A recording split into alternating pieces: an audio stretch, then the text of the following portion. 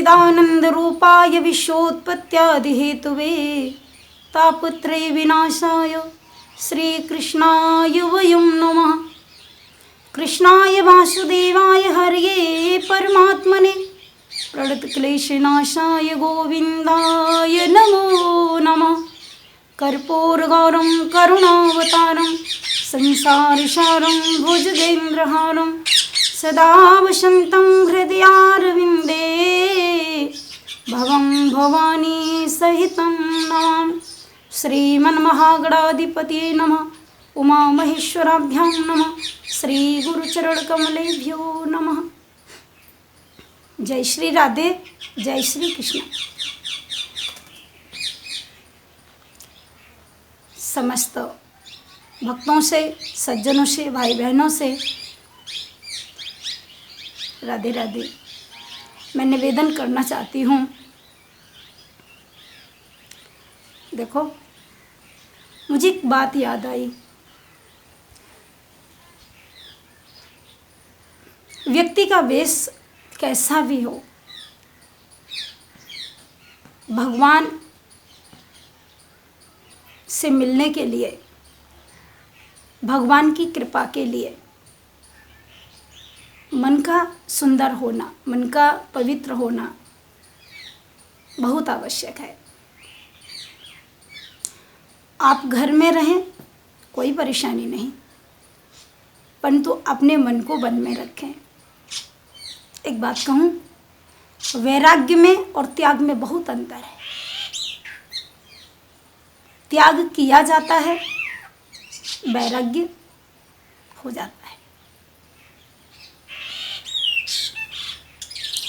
जिसने मन से सारे विषयों को छोड़ रखा है, विषयों को छोड़ना बहुत कठिन है। कैसे छोड़ा जा सकता है? भगवान की कृपा के बिना यह संभव नहीं है।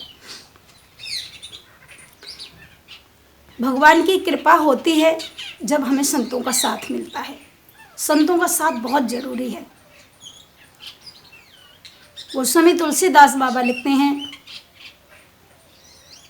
तात स्वर्ग अपवर्ग सुख धरी तुला एक अंग, तूलन ताहि सकल मिल जो सुख लब सत्संग। संतों का साथ मिले और उन संतों की संगति से भगवान को जानना जाए, भगवान के प्रति समर्पण किया जाए, भगवान से प्रेम किया जाए। देखो, आप सभी जानते हैं कि भगवान श्री राम के द्वारपाल हनुमान जी हैं। इसे मैं नहीं कहती, गोस्वामी तुलसीदास बाबा कहते हैं, राम दुआरे तुम रखवारे, होत न आज्ञा बिनु पैसारे। और जब भी हम राम जी का दर्शन करने जाते हैं तो पहले हनुमान जी ठोक पीट के देखते हैं कि तू मेरे राघव का दर्शन करने योग्य है भी या नहीं। राम जी का दर्शन कैसे होगा? हनुमान जी कहते हैं कि तूने कभी माता पिता की आज्ञा का पालन किया है? क्योंकि मेरे राघव ने तो माता पिता की आज्ञा का पालन किया, 14 वर्ष के लिए वन को गए। राम जी एक आदर्श पुरुष हैं। भगवान श्री राम इक्ष्वाक वंश प्रभु राम नाम जनेश्वता,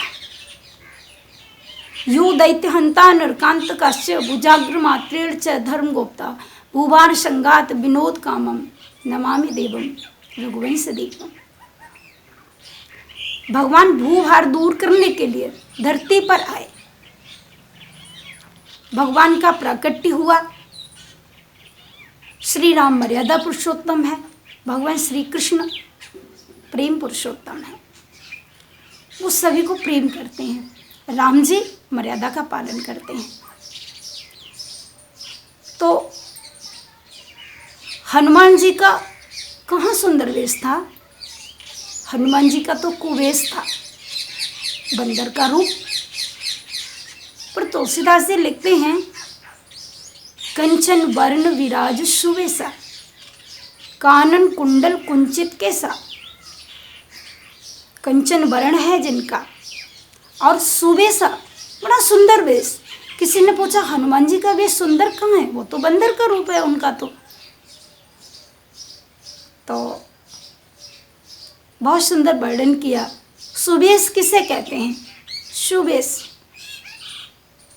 सारा संसार जिस पर रीझ है वह वेश होता है, पर जिस पर भगवान रीझ जाए वह सुबेश होता है। भगवान को रिझाना बहुत कठिन है, जगत को रिझाना बहुत आसान है, जगन्नाथ को रिझाना बहुत कठिन है। उनकी कृपा के बिना, उनकी इच्छा के बिना। अरे मैं रोज कहूँ कि भगवान मेरे हैं, वो मेरे हैं, कृष्ण मेरे हैं, कृष्ण मेरा है, उससे क्या फर्क पड़ता है? मुझे तो लगता है मेरी भक्ति सार्थक तब है एक दिन कृष्ण को कहना पड़े कि तू मेरा है। मैं रोज वृंदावन जाऊं अच्छी बात है, पर मेरी भक्ति इतनी प्रबल होनी चाहिए कभी वो बांके बिहारी ब्रज छोड़कर, वृंदावन छोड़कर मेरे घर आ जाए। और यदि उसके प्रति हमें प्रेम होगा, देखो मीरा जी का वेश कैसा सुंदर था। वो मीरा ने जब पीली साड़ी पहन करके, वो माता मीरा कहती हैं, बाला मैं बैरागिन होंगी, जहाँ वेशा मारो प्रियतम रीझ है, मैं सोई वेश धरूंगी, बाला मैं बैरागन होंगी। संसार जिससे रीझ जाए मुझे वो वेश नहीं रखना, मुझे तो ऐसा बनना है जिससे मेरा प्रियतम रीझ जाए।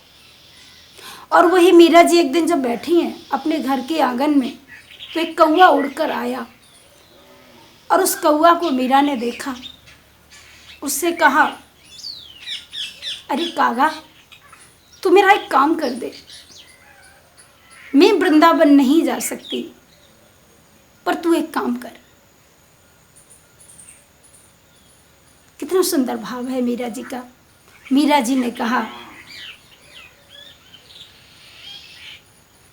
कागा, तू मेरे मांस का टुकड़ा ले जा और उसको ब्रिज में जाके, वृंदावन में जाके खाना, पर ऐसी जगह जाकर खाना जहां मेरा प्रियतम तुझे देखे। क्यों?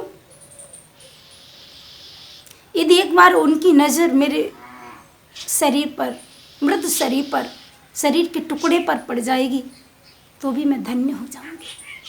कितना सुंदर भाव है।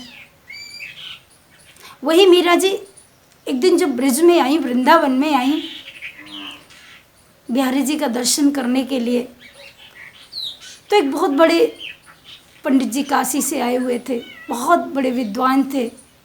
वो किसी स्त्री को देखते नहीं थे, बहुत परहेज करते थे।